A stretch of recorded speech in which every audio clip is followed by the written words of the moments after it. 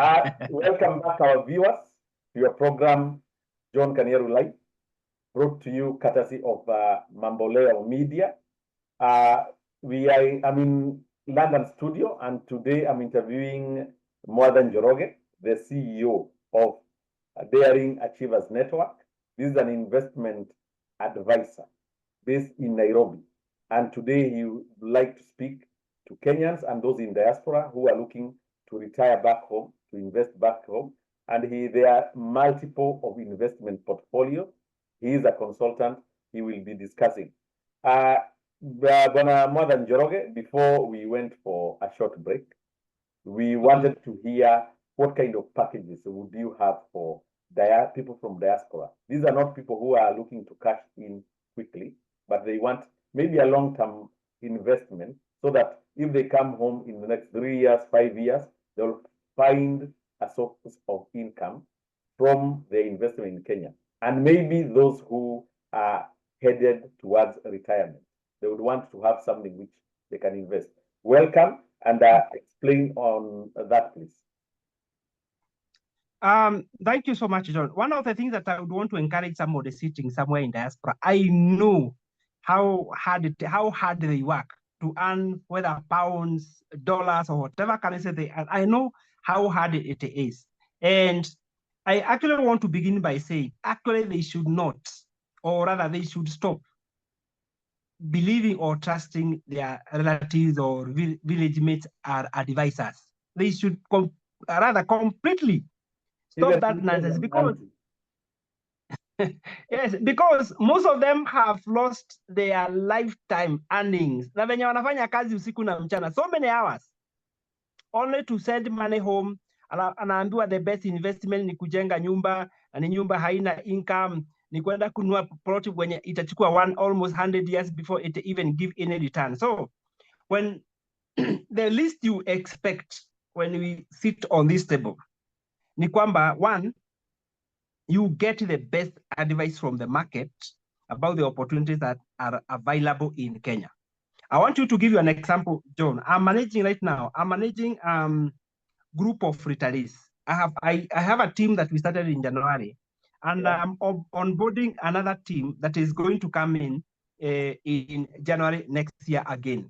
And what we did, I told them, once you retire, if your only means of income was salary, and you never created, for one reason or the other, out of ignorance or lack of understanding, for whatever reason it is, once you retire, if hawezi ukamanage pesa zako vizuri, utakufa haraka. Because actually statistics, I don't know whether they are true or not. Yeah. Most, over 80% people die within 5 years after retirement, kwa sababu the usual income imeanza kukuja. And it is very, very embarrassing. Very embarrassing. Mtu ameishi Nairobi miaka yote, amefutwa aradha, ameretire, ameenda ushago, anaanza kupanga laini ya pesa za wazee. It's very embarrassing. And so, it is very minimal. Pesa ya wazee, I think it's 2,000. Around 2,000, yes. 2,000 shillings. Hizo ni pesa ya Panadol tu, na kila wakati huo everywhere inakuuma. Yeah. And so I'm managing a team of retirees this way. I advise them to create current to rather invest in an asset that will create possibly current income every month without necessarily depending on children, because children are not coming for them again. I mean, watoto pia wengine hata hawana kazi, so you don't even depend on them. And some of them, wale ambao wana bahati wamesave tu pesa fulani, wengine wamepewa pesa za pension, wengine from insurance company na kadhalika. So this team of retirees, it's a group of 20 people. So I told them there is a strategy called bond laundering in government bonds. And the reason why I picked government bonds is because of its security. Yeah. Your money is secure, yes. And because I do not want to risk pesa ya retiree na hana time mwingine ya kurudi ujana akatafute tena ama akaajiriwe mahali. Yeah. And therefore, we were looking at, could we use an asset, or rather, yes, onboard an asset that can create current income every month for 30 or 40 or whatever number of years, because bonds are long-term. In Kenya, the maximum is 30 years. Okay. So those of them that are maybe rather 65, 70 or thereabout, you expect even though some of those bonds might outlive others. And I'm not in any way trying to indicate or insinuate that they are dying. But what I'm saying, this is a long-term investment. Yes. So this is what bond laundering or bond layering is all about. Kwa mfano, we agreed kila mtu akuwe na 1 million and all of them raised. Kila mtu milioni yake moja moja. And we agreed we are not going to buy one bond.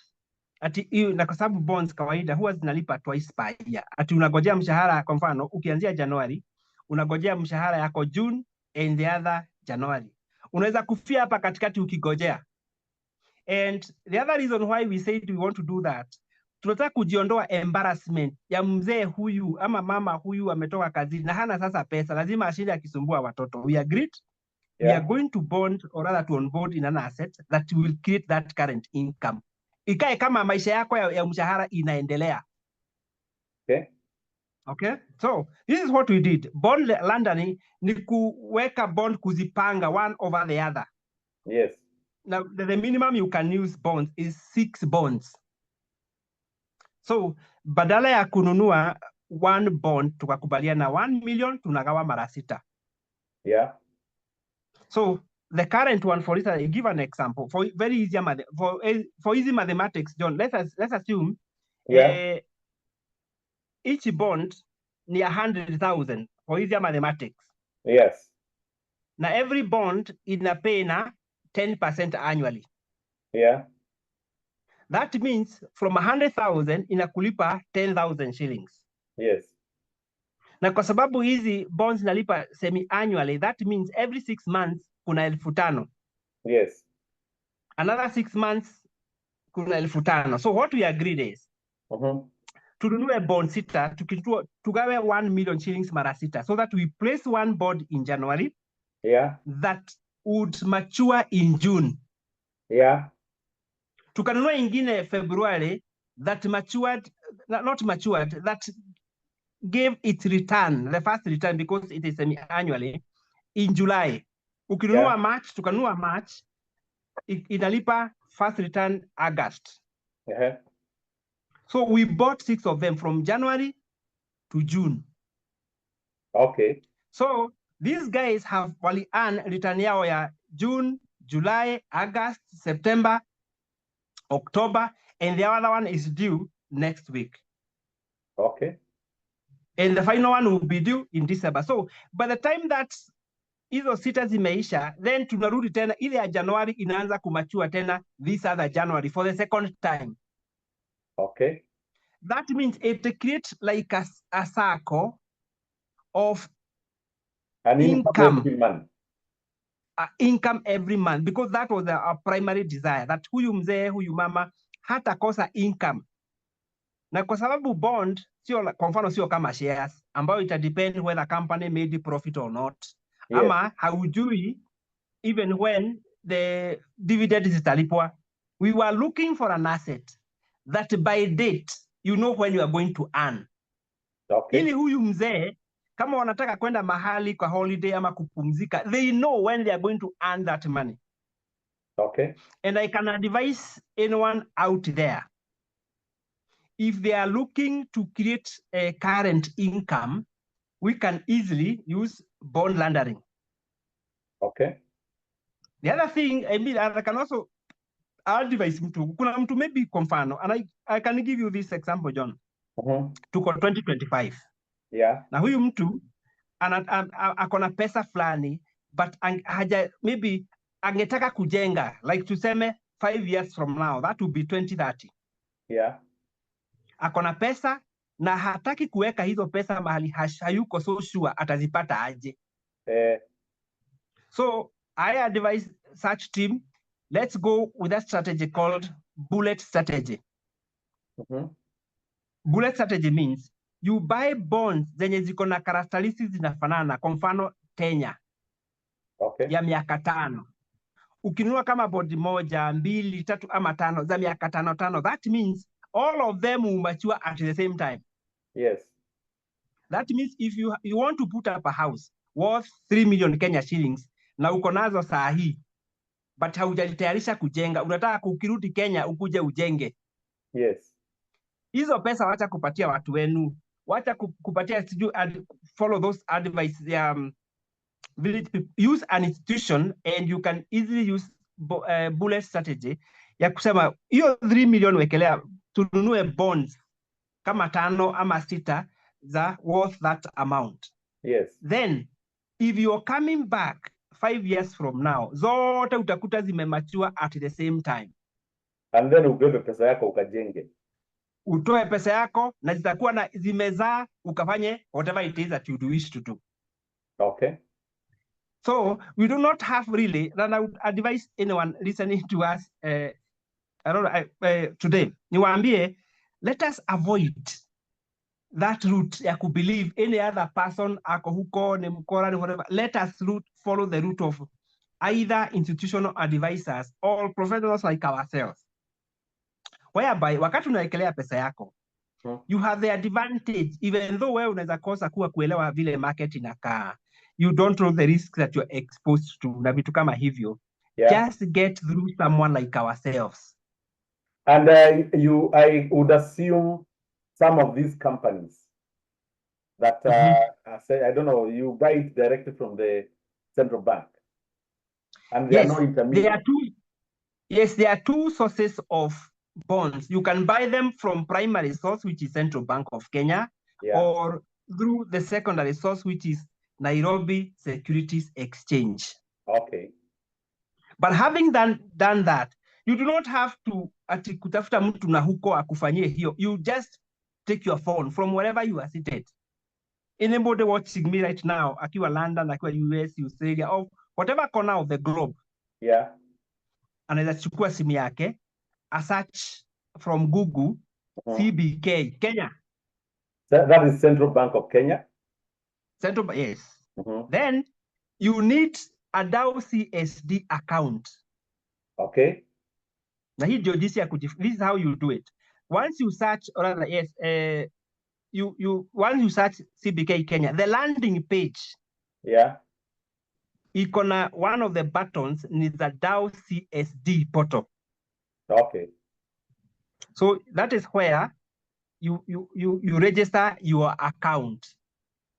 Now registration of the account means you provide basic details, your name, KRA details, ID, account details, and such. Very basic KYC information is required here.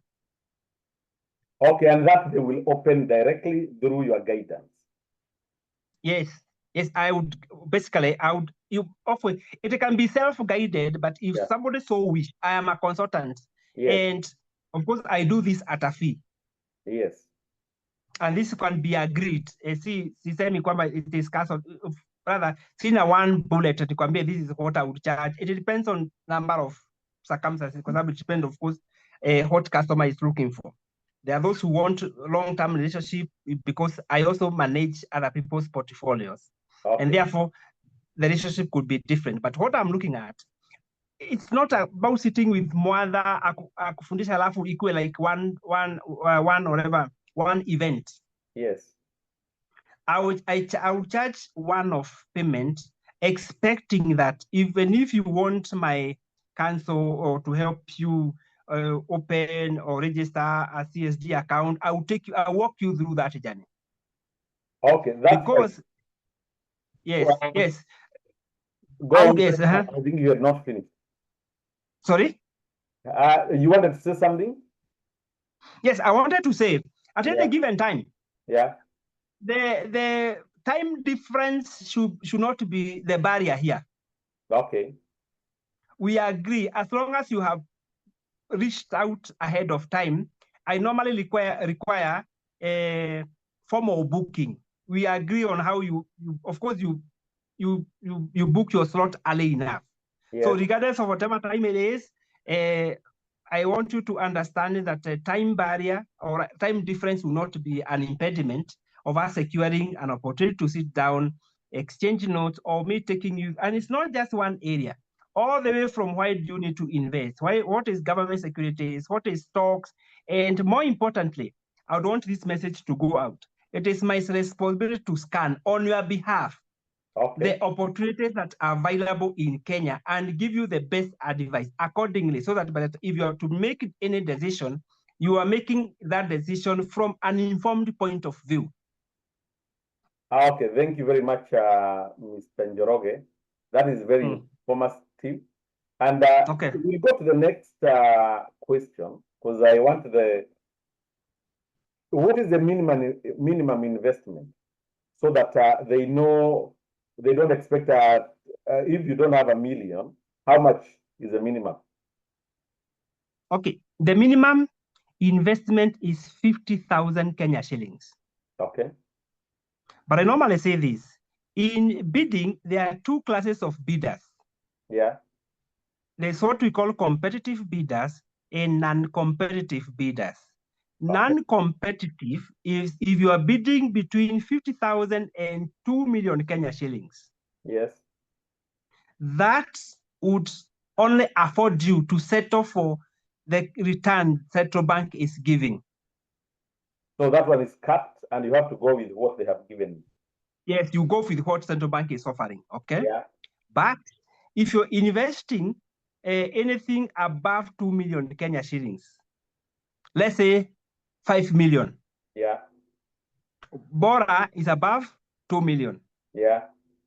Unaweza sema everybody else anapewa 10%. Mimi kwa sababu nimewekelea a little more than that, yeah, I would want you pay me 11% or 12 or whatever it is. Okay, so the more you have, the more you above 2 million, you can be able to negotiate.